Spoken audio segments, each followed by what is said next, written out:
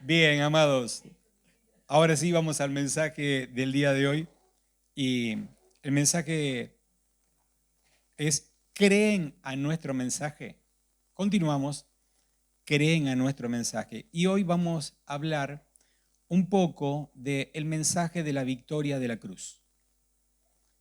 Es una continuidad, pero es algo muy específico, muy puntual lo que el Señor quiere hablarnos en el día de hoy. El mensaje de la victoria de la cruz y vamos a compartir para ir calentando motores Juan 19:30 y dice así: cuando Jesús hubo tomado el vinagre, dijo, consumado es. Otra versión dice, todo ha terminado. Y habiendo inclinado su cabeza, entregó su espíritu. Un pasaje corto para ir viendo y prestando atención a lo que Dios nos está hablando hoy, sabiendo que estamos en un periodo de transición. El reino de los cielos suena a veces como el reino del revés. No dije que es el reino del revés, suena como el reino del revés. El primero es el último es el primero, el más grande es el más pequeño, el rey es el que sirve, el que guarda su vida la pierde y el que la pierde la gana. Una cosa que parece que fuera contradictoria o totalmente diferente a la vida aquí en la tierra. Y la cruz, que es un lugar de muerte, nosotros celebramos la victoria. Entonces, poco paradójico, para nuestra mente racional no tiene demasiado sentido cómo un lugar de muerte puede llamarse victorioso. Cuando la razón nos lleva a ver la resurrección como celebración de la vida. Si nosotros tuviéramos que identificar dónde está la victoria, humanamente y rápidamente diríamos en la resurrección. Nadie apostaría que sería la muerte el lugar victorioso, porque es contrario a la razón. Para la mente humana, morir jamás va a ser tomado como un sinónimo de triunfo. Si nosotros tuviéramos que escoger el momento preciso de decir, esta sí que es la victoria, no es la muerte. El último punto para escoger, es más, no lo tendríamos en cuenta, pero tenemos que retomar este punto porque es el más importante para nosotros. Y nosotros, porque racionalizamos las cosas y porque lo primero que pasa en nosotros cuando no vivimos una vida compenetrada en la vida espiritual, si lo que oímos siempre pasa primero por la razón y después queremos medirlo en el espíritu. Cuando vivimos la vida en el espíritu es diferente. Tomamos todo espiritualmente, tenga o no tenga un entendimiento nuestra razón.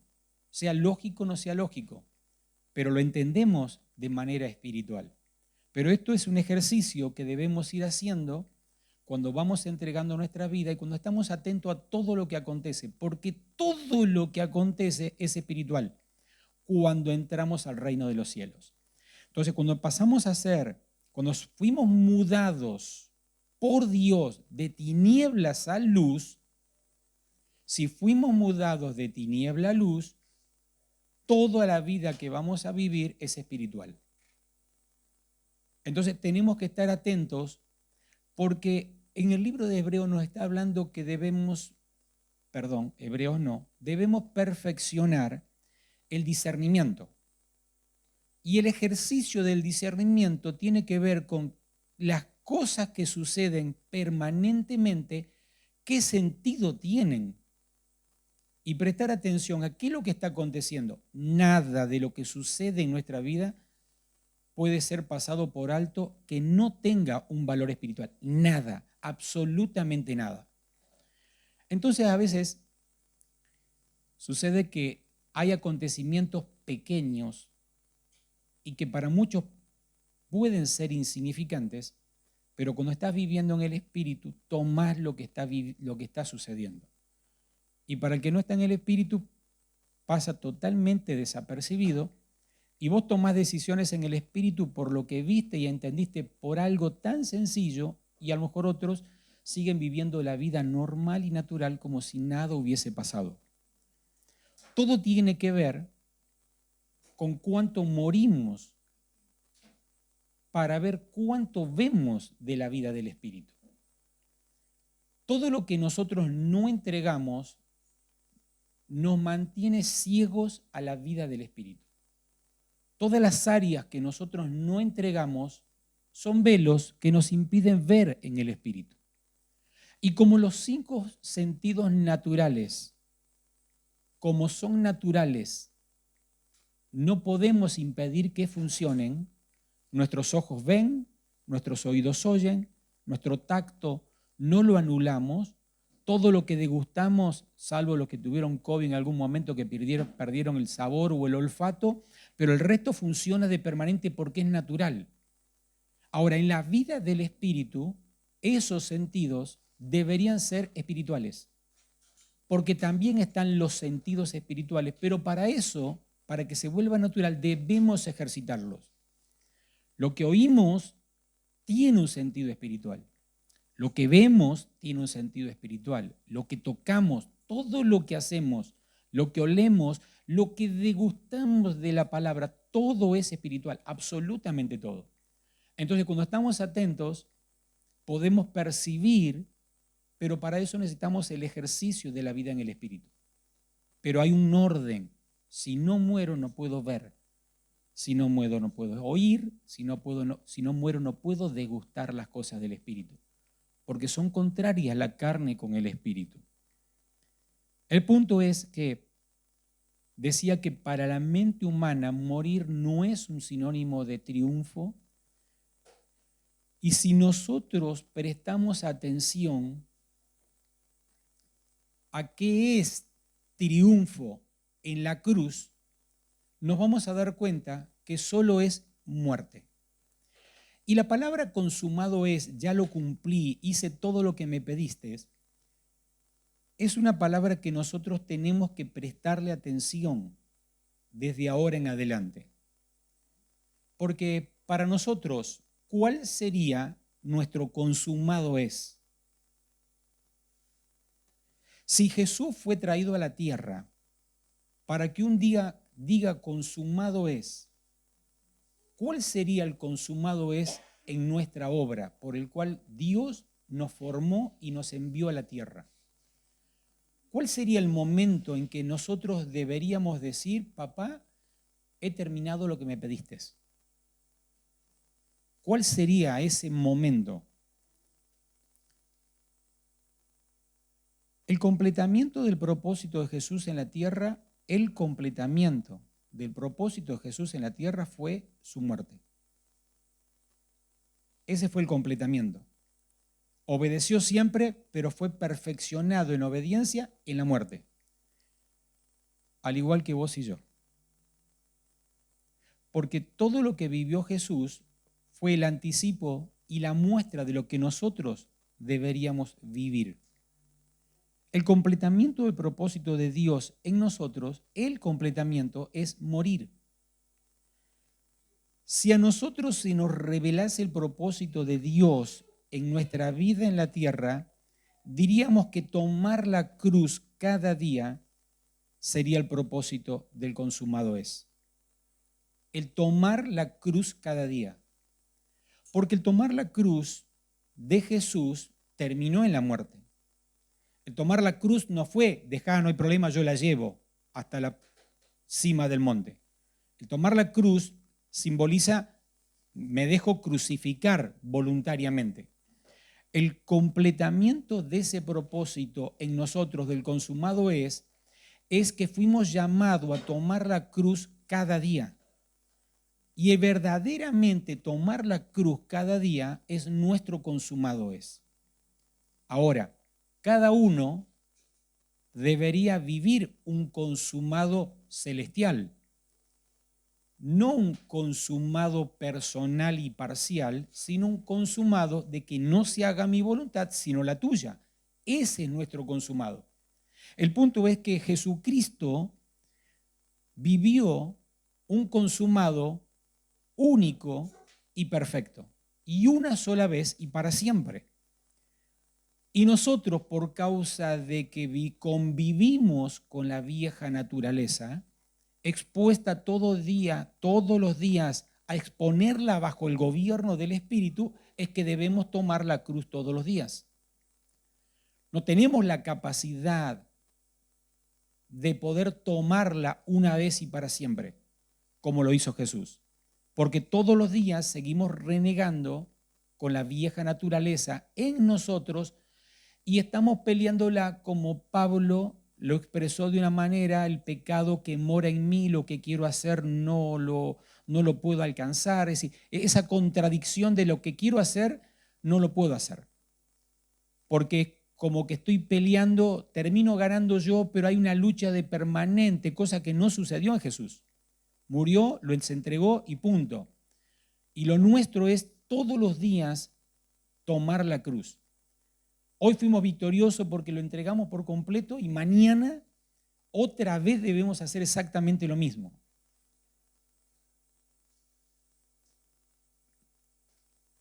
Cuando Jesús hubo tomado el vinagre, dijo: consumado es.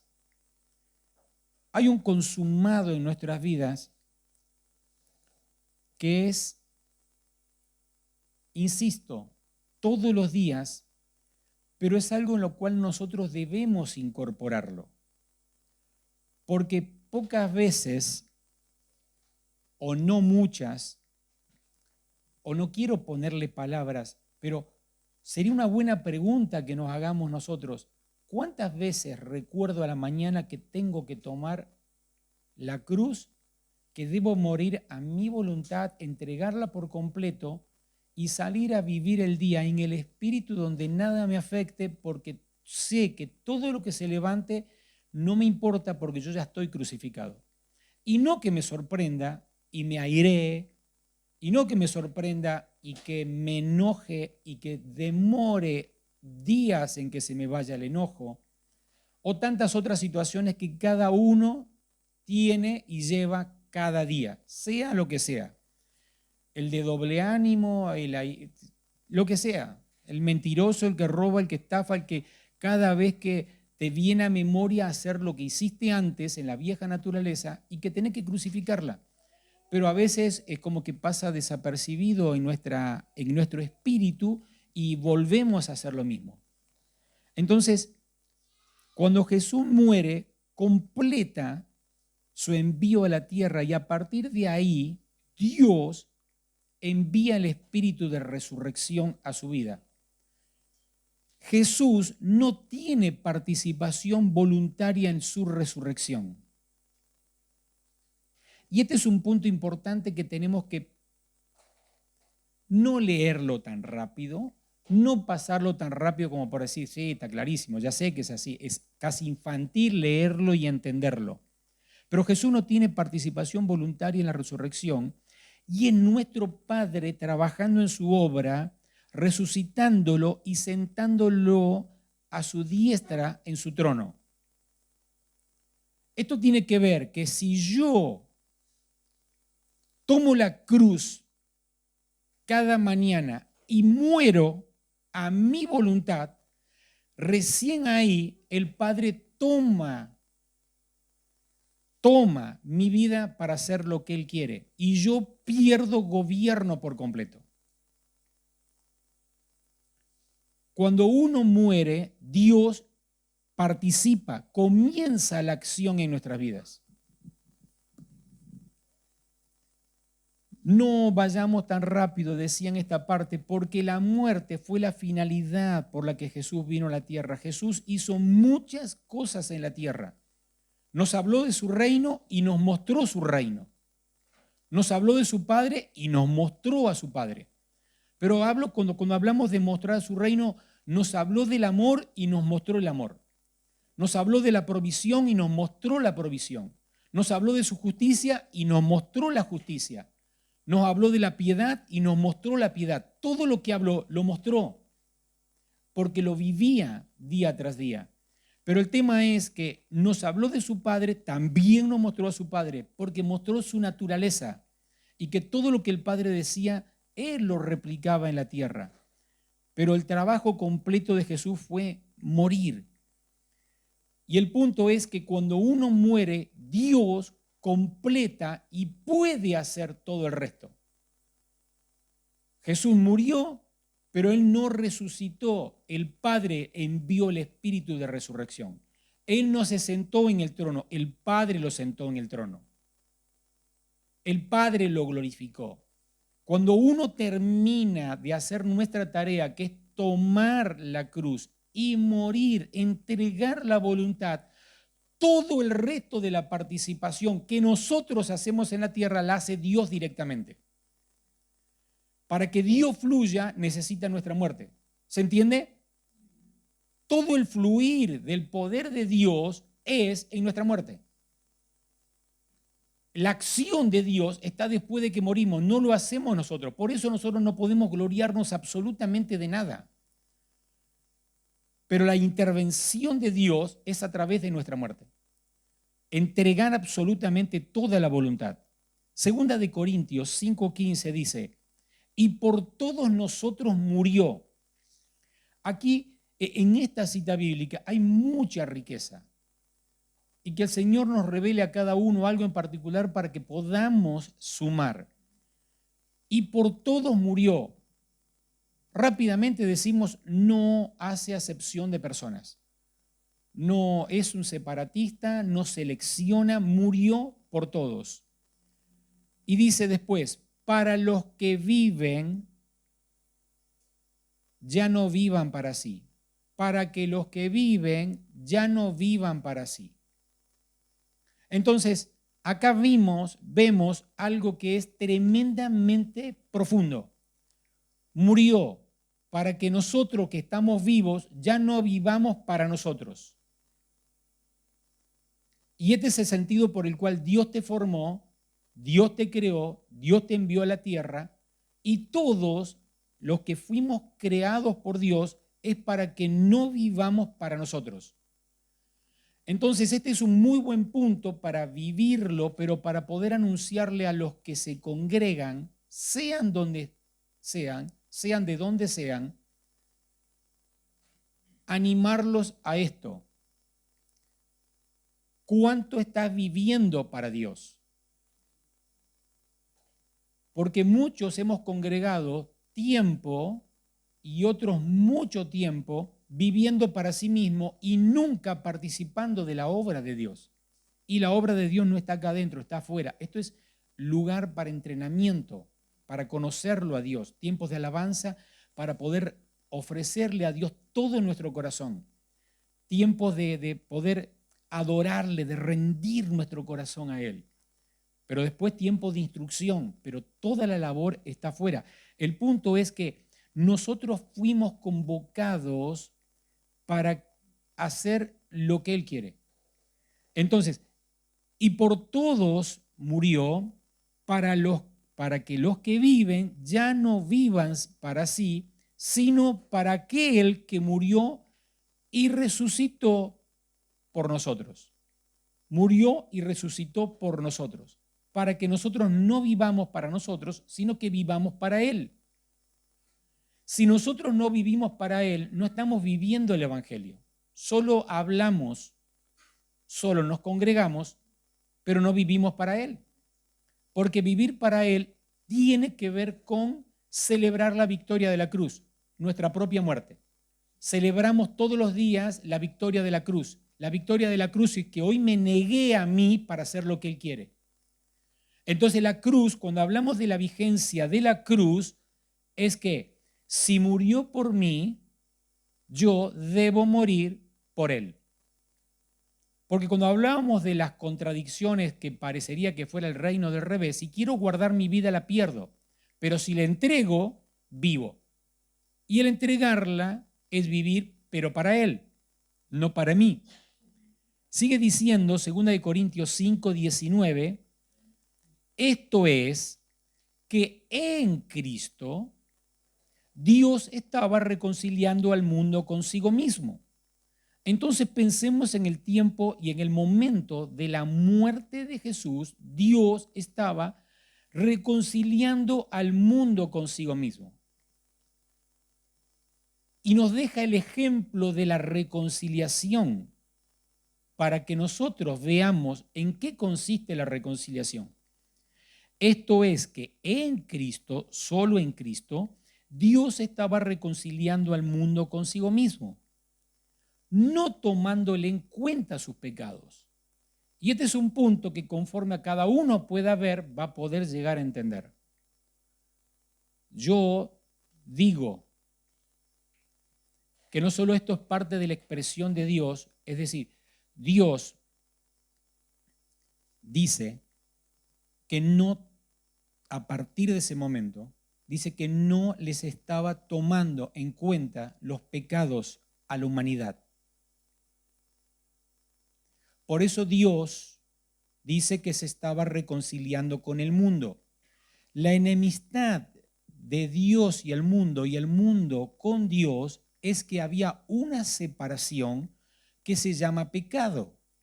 Cuando Cristo muere, perdona los pecados, Dios ve a la humanidad perdonada. Hoy, Dios que está en paz, porque ya fue consumado, mira a la humanidad y los ve a todos perdonados. Nosotros deberíamos ver en el Espíritu a todos perdonados. Pensá en el asesino y vos lo ves no como un asesino que debe morir en una cárcel. Dios lo ve perdonado porque ya está reconciliado. El punto es que ese hombre no sabe que ya está perdonado y que tiene acceso directo si cree que Jesucristo le perdonó. Por eso el ministerio de la reconciliación que Dios nos da a nosotros es: vayan y anuncien que yo no tengo problemas, ya los perdoné, el precio fue, los compré con la sangre de mi Hijo derramada en la cruz. Yo ya los perdoné, no tengo problemas, no tengo una enemistad, no hay nada que nos separe. Ahora vos tenés que reconocerlo, porque en el momento que reconoces que Jesucristo te perdonó, tenés el acceso a mi reino. Pero no hay una barrera que nos separe. Están perdonados. No tiene que hacer algo nuevo para perdonar a la humanidad. Dios no mira a la tierra, estos que ya me recibieron están perdonados y estos son unos malditos que todavía no tienen mi perdón. No, Dios ya se reconcilió con el mundo, los perdonó a todos. Lamentamos por los que todavía no reconocieron que eso sucedió. Por eso somos enviados para anunciarle esa buena nueva. Y dice: Dios estaba reconciliando al mundo consigo mismo, no tomándoles en cuenta sus pecados y encargándonos a nosotros, los que sí creemos, el mensaje de la reconciliación. No es algo nuevo que va a hacer Dios con las personas para que se reconcilien. Solo las personas deben creer. ¿Y cómo van a creer si no lo saben? ¿Y cómo van a saber si alguien no se los dice? ¿Y cómo les van a decir si alguien no es enviado? ¿Y cómo van a ser enviados si todavía no están muertos y consagrados? Entonces, Dios se reconcilió con el mundo. Por eso dejó de ser Jehová de los ejércitos y pasó a ser el Dios de paz. No toma en cuenta los pecados de las personas. Por eso Dios está en paz, insisto con esto. Ahora falta que nosotros le anunciemos a las personas. De eso se trata el envío. De eso se tratan los envíos. Deben saber que fueron perdonados, que si creen son adoptados en Cristo como hijos de Dios. Hebreos 13:20 dice, y el Dios de paz, que resucitó de los muertos a nuestro Señor Jesucristo, el Dios de paz es el que resucitó. No fue Dios de paz antes. El Dios de paz comienza cuando lo resucita porque ya había muerto. La reconciliación con el mundo sucede cuando Jesucristo derrama la sangre. Y ahí comienza ese nuevo pacto. En ese nuevo pacto, Dios se presenta como un Dios de paz. Ya está todo terminado. Estoy reconciliado con el mundo. Por eso, Dios está en paz. Ahora falta que nosotros que anunciemos, pero seguimos con Hebreos. El Dios de paz, que resucitó de los muertos a nuestro Señor Jesucristo, el gran pastor de las ovejas por la sangre del pacto eterno, ahí lo menciona, dice que Él nos capacite en todo lo bueno para hacer su voluntad. Y para eso nos congregamos. ¿Para qué? Para que nos capacite, para que nos perfeccione con su palabra, para que la palabra nos libre, nos limpie, nos direccione, para que su palabra complete en nosotros todo lo que tiene que hacer para los envíos, que Él los capacite en todo lo bueno para hacer su voluntad y que por medio de Jesucristo Dios cumpla en nosotros todo lo que le agrada. Para eso fuimos creados, para hacer alabanza de la gloria de su nombre, hacer lo que a Él le agrada. Lo difícil para la mente humana es ver al mundo sumergido en los pecados y creer que Dios ya los perdonó. Eso es difícil ver.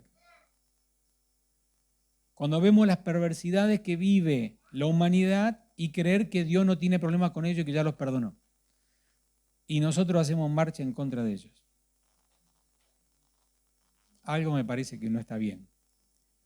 Debemos reconciliarnos nosotros con Dios para poder llevar a la reconciliación al resto. Ellos deben saber que ya fueron perdonados y que tienen un lugar como hijos. ¿Creen a nuestro mensaje? La pregunta siempre la repito de esta manera. ¿Creemos nosotros en este mensaje en primer lugar antes de anunciárselo a otros? Si nosotros revisamos el mensaje de la victoria de la cruz, vemos que el mensaje de la cruz contiene todo esto. Porque, retomo esto, cuando nosotros hablamos del mensaje de la cruz, decimos que es la muerte, la sepultura, la resurrección y la ascensión. Y a veces agregamos el envío del Espíritu Santo a la tierra. Y ahí completamos para nosotros el mensaje de la victoria de la cruz. Resulta que la palabra la leíamos recién y decía que nos envía el Espíritu Santo y nos da el ministerio de la reconciliación. Nos entrega a nosotros el mensaje de la reconciliación. Entonces podemos decir que la victoria de la cruz completa es la muerte, la sepultura, la resurrección, la ascensión, el envío del Espíritu Santo y el envío de la iglesia. Porque ahí se completa. Tiene que ver con el envío nuestro. La participación nuestra es clave para el completamiento de la obra de Dios en la tierra. Pero no sucede sin muerte. Por eso los retrasos de tantas décadas. ¿Creen a nuestro mensaje? ¿Creemos nosotros en nuestro mensaje? ¿Creemos nosotros al mensaje de Dios? Veamos y repasemos que la victoria de la cruz fue planeada en la eternidad, en primer lugar. No es un plan B de Dios que algo salió mal y envió a su Hijo Jesucristo. El plan de Dios fue planeado en la eternidad. La victoria de la cruz fue conquistada en la cruz. La victoria fue conquistada en la cruz. La victoria de la cruz fue anunciada en la resurrección, porque cuando resucita anuncia que el diablo fue vencido, que el poder fue quitado, que las potestades están debajo de los pies de la iglesia, que Jesucristo está sentado en su trono, que la gloria de él fue dada a la iglesia, que el poder fue entregado a la iglesia, que la autoridad fue entregada a la iglesia. Ahí se completa. Sí, el anuncio de la victoria de la cruz fue anunciada en el momento de la resurrección.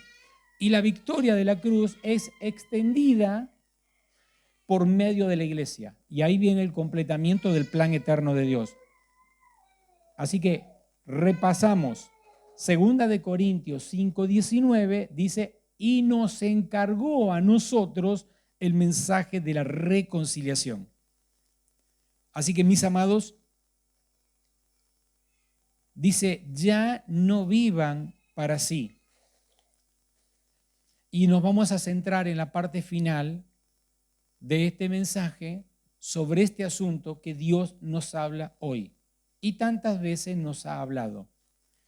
Y digo tantas veces porque es una repetición de esta porción de las Escrituras.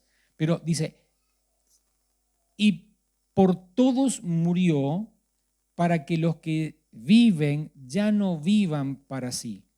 El ya no vivan para sí tiene que ver con por morir a nosotros. Tiene que ver con nuestra muerte.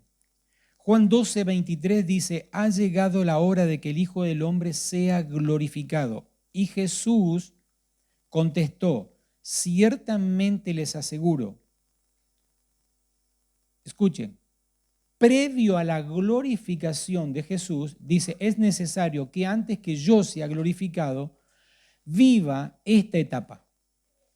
¿Cuál es la etapa que Jesús tiene que vivir? Ciertamente les aseguro que si el grano de trigo no cae en tierra y muere, se queda solo, pero si muere, produce muchos frutos. Y este es un punto que, si bien para nuestra mente racional es lógico porque ya lo estuvimos viendo, pero resulta que parece que no es lógico para nuestra alma, la cual siempre se levanta en contra del Espíritu para poder seguir haciendo lo que quiere y no morir. O algunas áreas no mueren porque no las entregamos. El punto es que antes de ser glorificado, Jesús dice, debo morir para poder dar muchos frutos.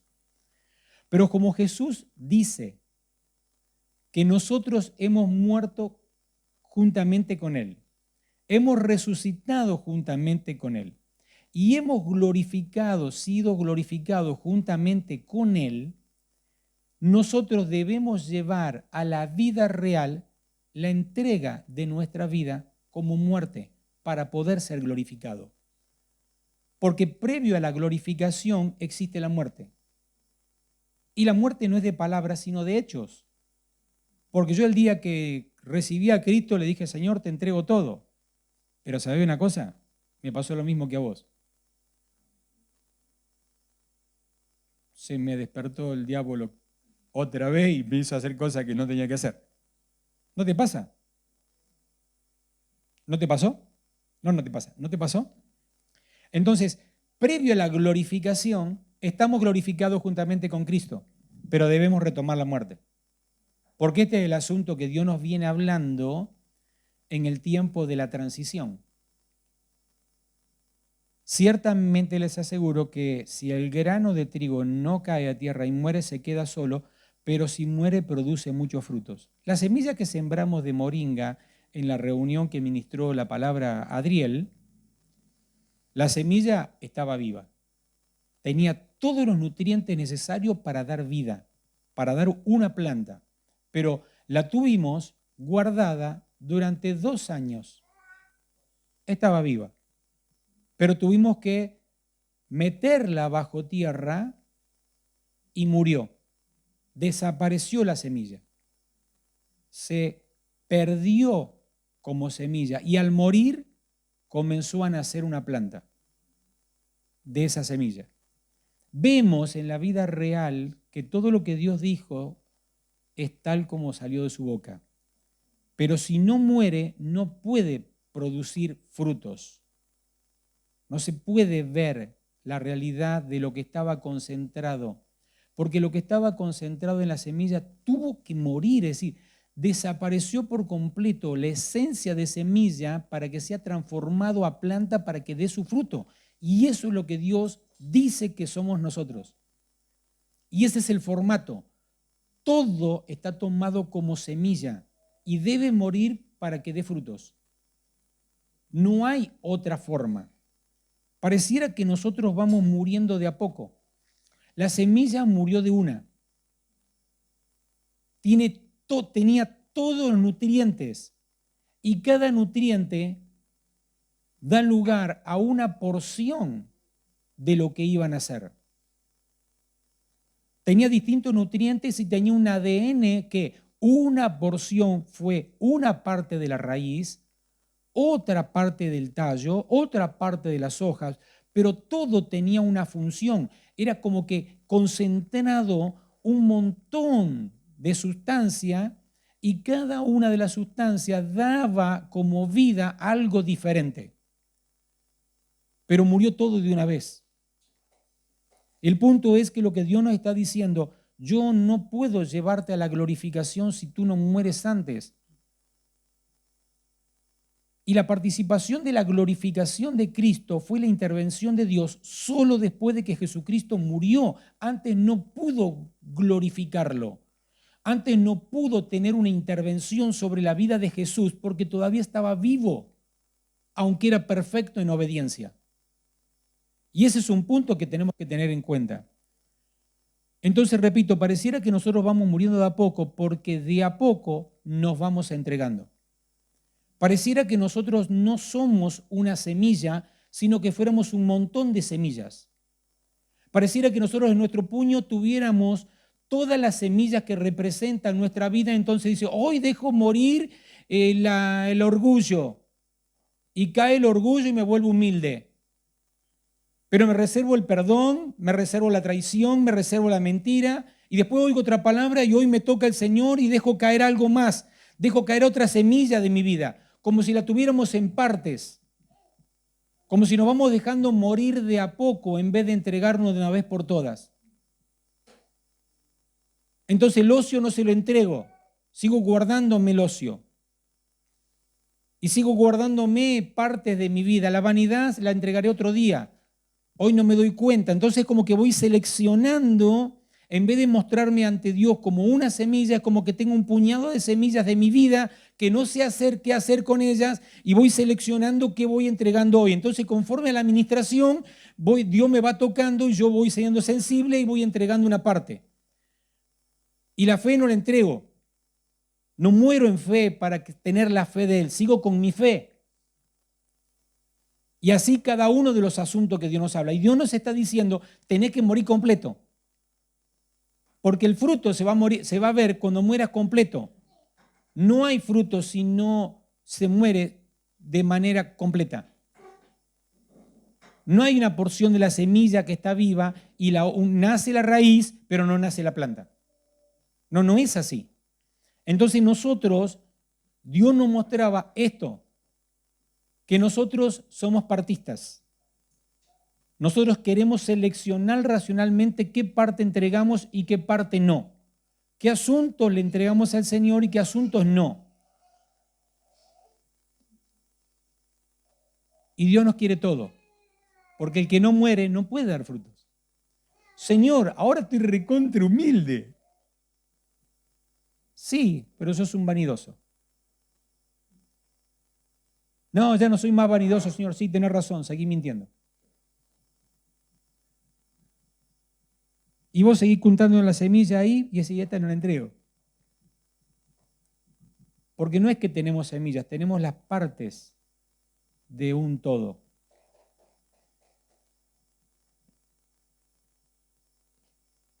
Y perdemos el tiempo. Y le hacemos perder el tiempo a Dios. Y no hay mayor placer que poder morir de una vez por todas, porque dice el Señor que todo lo que está esperando de nosotros es hacer su voluntad en cada uno porque es lo que le agrada. Nos hizo para placer de Él. Si nosotros seguimos seleccionando, nos demoramos nosotros. Y resulta que no sé por qué no nos queremos entregar completo. Yo la verdad que no me lo sé explicar. ¿Por qué renegamos en guardarnos cosas nosotros? ¿Será por el temor de no saber cuál es la perfecta voluntad de Dios? La de Él es buena, agradable y perfecta, pero resulta que nosotros muchas veces creo que no creemos que la voluntad de Él es buena, agradable y perfecta.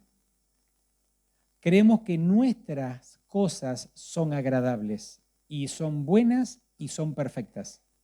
Las nuestras, las que nos producen placer a nosotros, las que creemos que tenemos controladas, pero Dios nos está diciendo, no sabe lo que es mi voluntad. No sabés lo que es conocerme cada día más. El Señor nos está diciendo, miren sus manos, hay muchas partes de semillas que deben dejar caer. Deben dejar caer todo, porque es una sola. Nosotros con nuestra mente la partimos, pero es una sola. Las ves pequeñas, pero debes dejarla caer. Debo dejar caer todo lo que todavía conservo en mis manos, que es mío, para que caiga a tierra y muera, para que pueda dar fruto. Ya la pregunta no es para afuera, sino para adentro. ¿Creo a este mensaje? Ya no le preguntamos a otros cuando le compartamos. Primeramente es para nosotros. ¿Creo a este mensaje? Y si creo a este mensaje, me pongo de pie. Y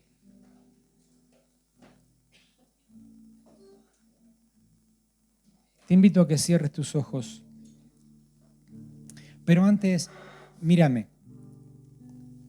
Cierra tus ojos y poné tus manos así delante tuyo. Y ahora sí, cierra tus ojos. Y decile, papá, todo esto que tengo en mis manos son partes de las semillas de mi vida que estoy guardando.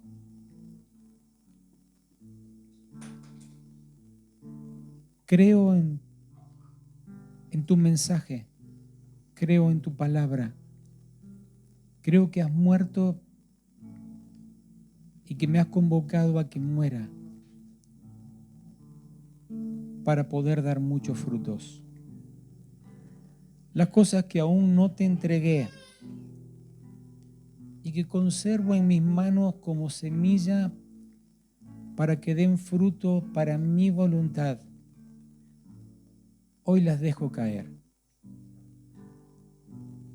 Hoy las dejo caer, pues tíralas.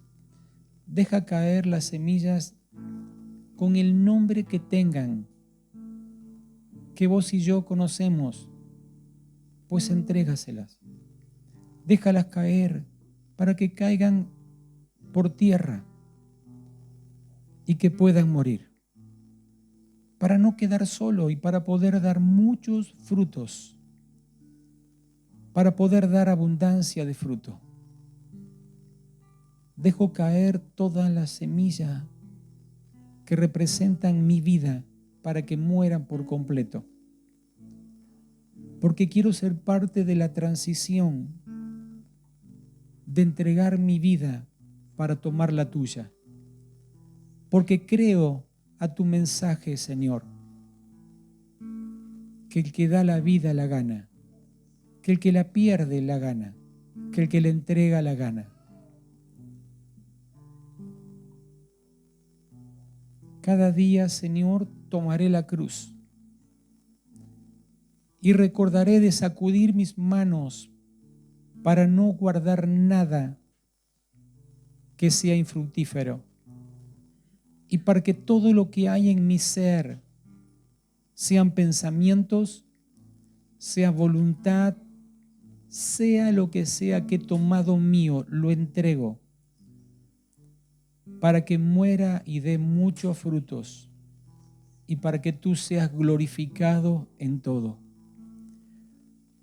Padre, oro por Casa de Edificadores. Oro para cada persona pueda ver lo que aún queda en sus manos y lo pueda entregar. Y lo pueda dejar caer, simplemente dejar caer. Para que tu voluntad, papá, sea hecha en cada uno de nosotros. Para que tú seas glorificado en todo. Para que la palabra que hemos leído, Señor, sea cumplida en cada uno de nosotros. Para que el Señor nos capacite en todo lo bueno para hacer su voluntad. Y que por medio de Jesucristo Dios cumpla en nosotros todo lo que le agrada. Y deseamos también que nos podes, cuando crezca algo en nosotros,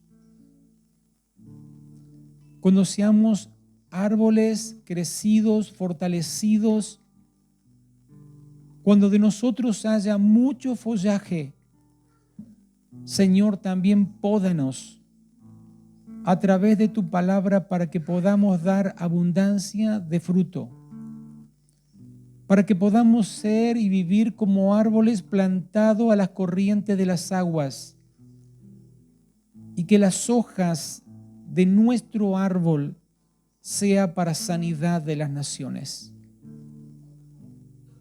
Padre, la abundancia de tu gracia sea en cada uno de nosotros y que el Espíritu Santo nos convenza y nos muestre si algo nos guardamos para que podamos darlo por completo. En el nombre de Cristo Jesús. Amén y amén.